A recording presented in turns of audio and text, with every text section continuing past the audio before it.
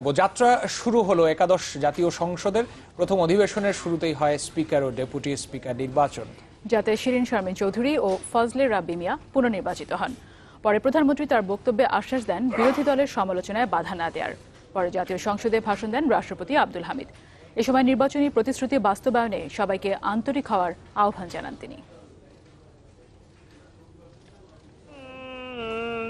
Deputy speaker Fazle রাব্বি মিয়ার সভাপতিত্বে বিকেল ৩টায় শুরু হয় একাদশ জাতীয় সংসদের প্রথম অধিবেশন। বাংলাদেশ জাতীয় সংসদের স্পিকার পদে নির্বাচন করা হোক।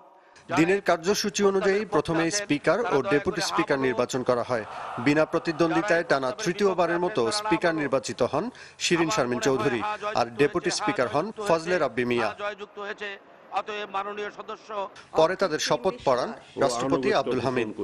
ও আনুগত্য পোষণ করিব।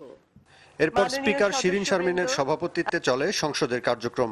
এ সময় বিরোধী দলীয় উপনেতা জি এম কাদের বলেন, বিরোধী দল হিসেবে কার্যকর ভূমিকা রাখতে চায় জাতীয় পার্টি। সেখানে আপনার সহায়তা আমাদের প্রয়োজন। জবাবে সংসদ নেতা ও প্রধানমন্ত্রী শেখ হাসিনা বলেন, সমালোচনায় কোনো বাধা দেওয়া হবে না। আর আজকে সেই সংসদ এরপর সরকারি ও বিরোধী দলের ৫ সংসদ সদস্যের সমন্বয়ে গঠন করা হয় সভাপতিমণ্ডলী, যারা স্পিকার ও ডেপুটি স্পিকারের অনুপস্থিতিতে স্পিকারের দায়িত্ব পালন করবেন। কার্যসূচি অনুযায়ী এরপর আসে শোক প্রস্তাব।